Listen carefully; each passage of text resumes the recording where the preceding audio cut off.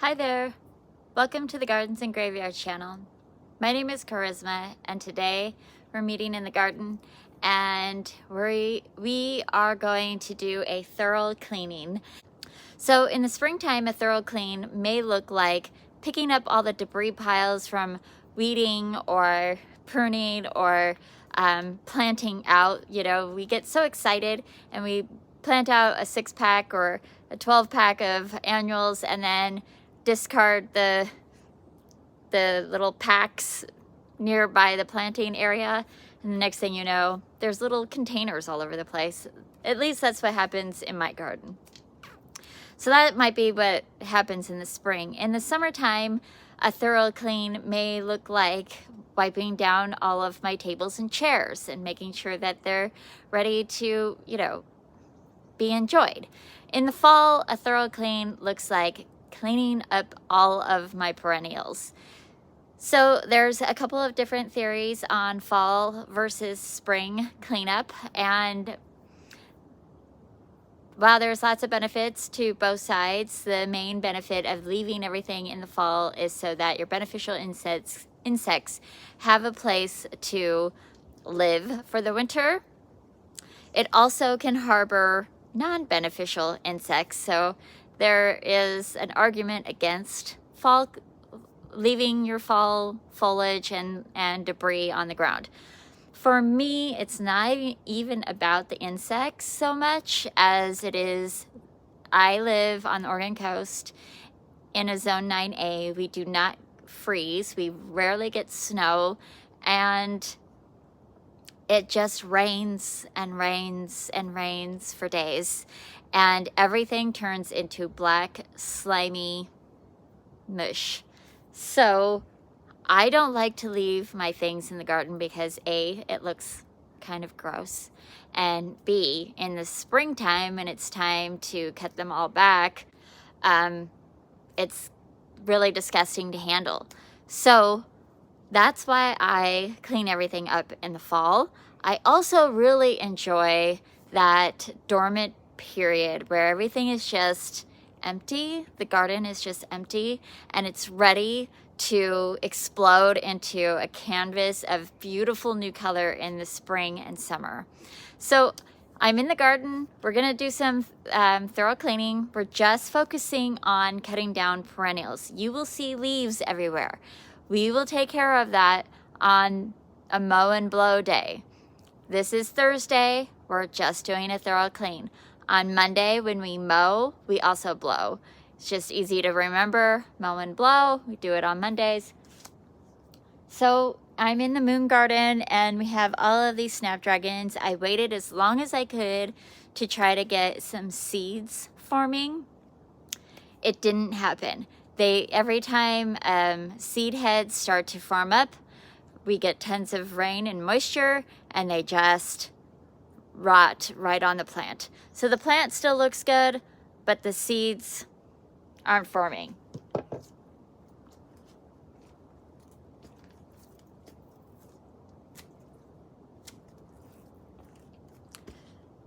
You can see that. This is what happens. They just get full of water and disgusting.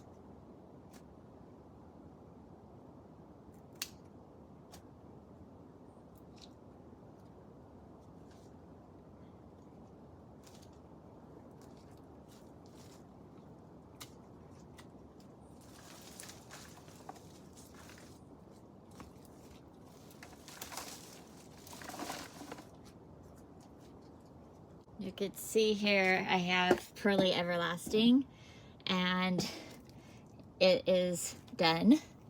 So I just cut it all the way to the ground. So because our climate is so mild and these snapdragons are looking so good, they are a cool season flower, I just took off anything that looked terrible and I left all of the new shoots with new buds on it just to see if they're gonna perform through late fall, early winter. In this container, I still have Osteospermum and Dusty Miller. Well, my Dusty Miller is looking pretty sad, so I'm gonna just pop it out of there. And there is a tiny offshoots on the very bottom, so I'm gonna go ahead and leave those. So maybe they'll grow for me.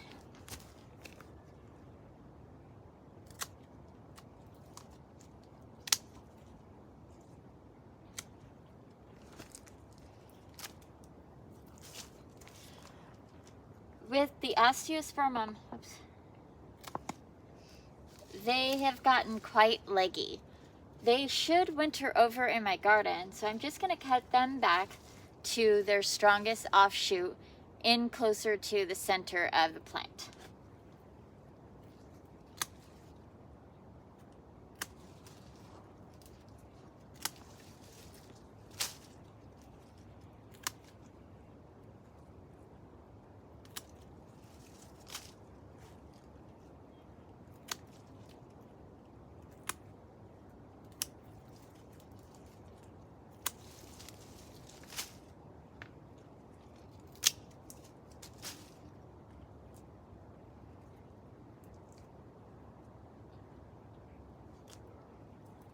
I also have Terrania in here that may possibly overwinter.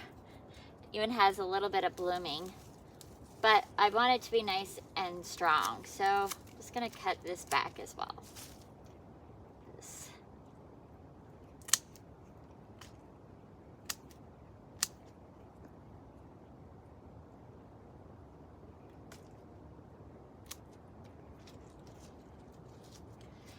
I do run the risk of losing that leaf canopy and making it so that there's not enough protection for these plants, and I might lose them to a frost. But I'd rather do that than have them be all molding and harboring slugs.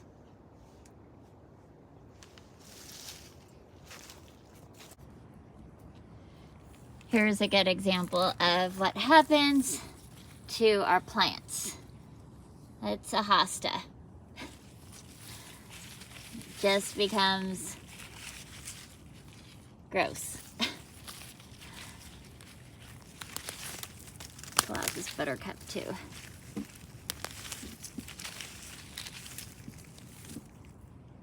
Much better.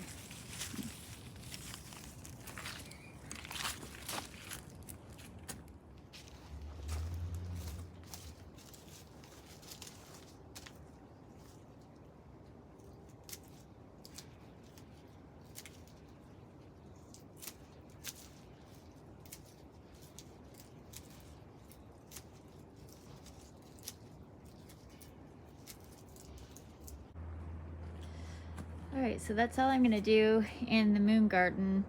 I took out a clematis here. Didn't take it out, I just cut it down. And then cut those back, took out that hosta, cut back the begonias, and took out all the black mushy stems of the snapdragons for the most part. There's a couple more here. Yeah.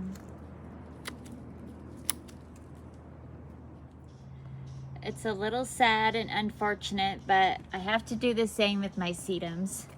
As you can see, they just end up full of water. can just wring them out, and they just get super mushy and gross, and they'll just get worse as the winter goes on.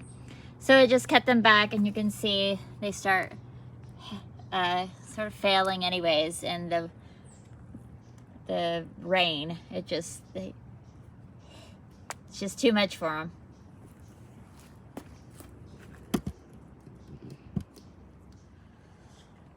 And all hope is not lost.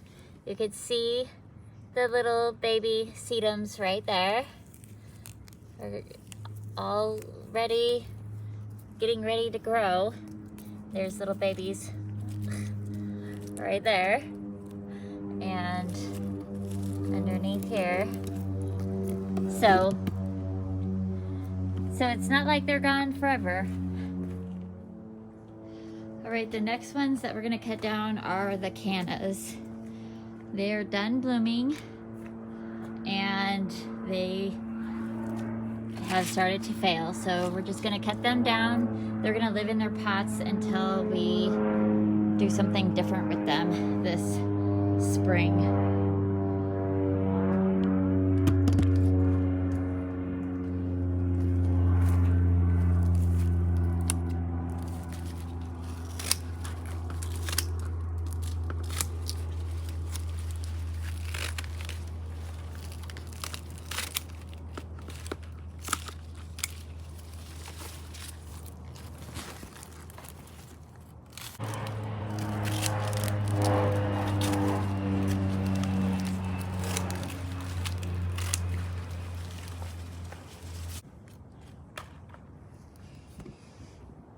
All right, now those pots are all cleared out.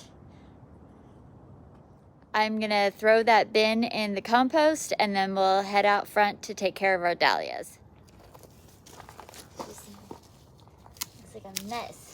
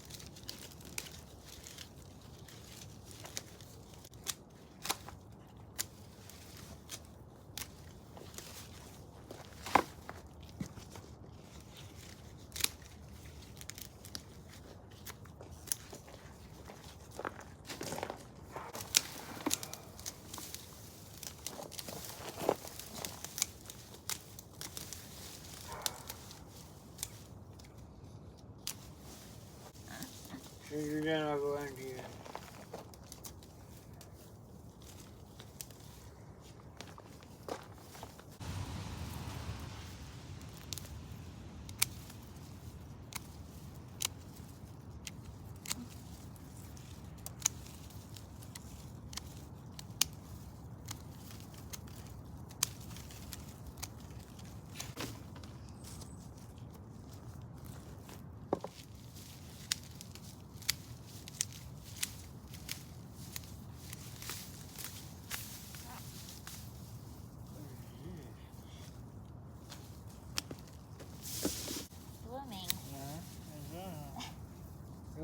never know.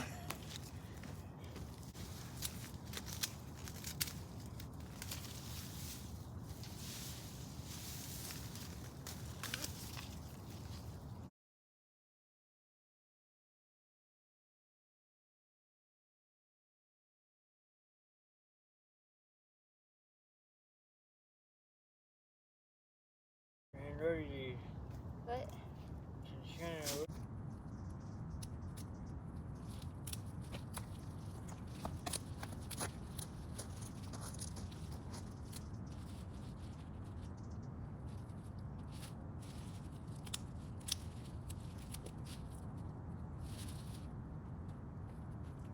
Well, I lashed it out, yeah.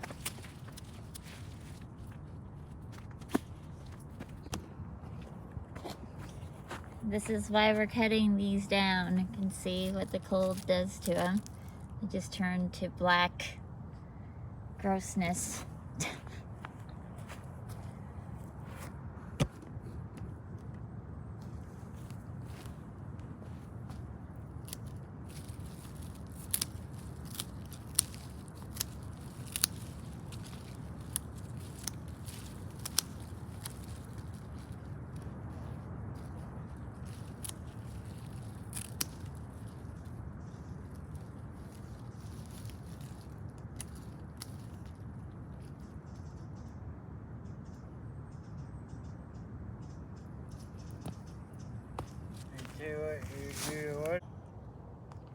The same issue as I have with the sedums, I have with the black-eyed Susans, where these would create beautiful winter interest, but they just turn into sponges and get gross instead.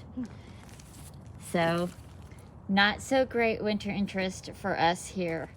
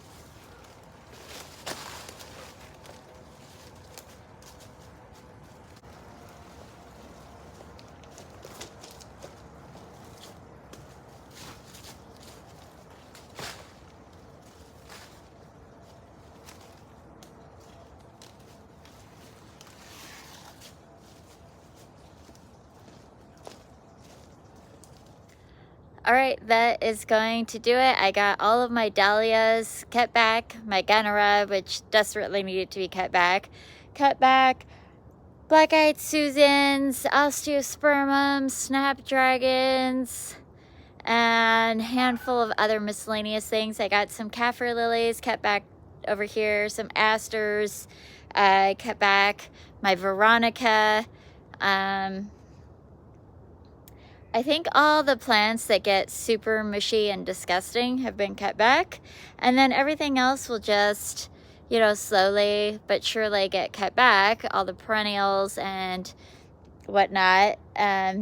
Because we're such a mild climate, nothing ever really like totally dies. That's not necessarily true for dahlias. The dahlias definitely get cut all the way to the ground, and they do not emerge until late spring, and of course they don't bloom until late summer. So yeah, because there's no killing frost. So like a lot of the things that I was cutting back, there were already little baby plants already forming at the base of those perennials. So it's just an ever-going cycle in the garden, right? But it does feel good to get things cleaned up, and I hope that you enjoyed this, and I hope that you are celebrating your life today, and I will see you in the next video. Bye.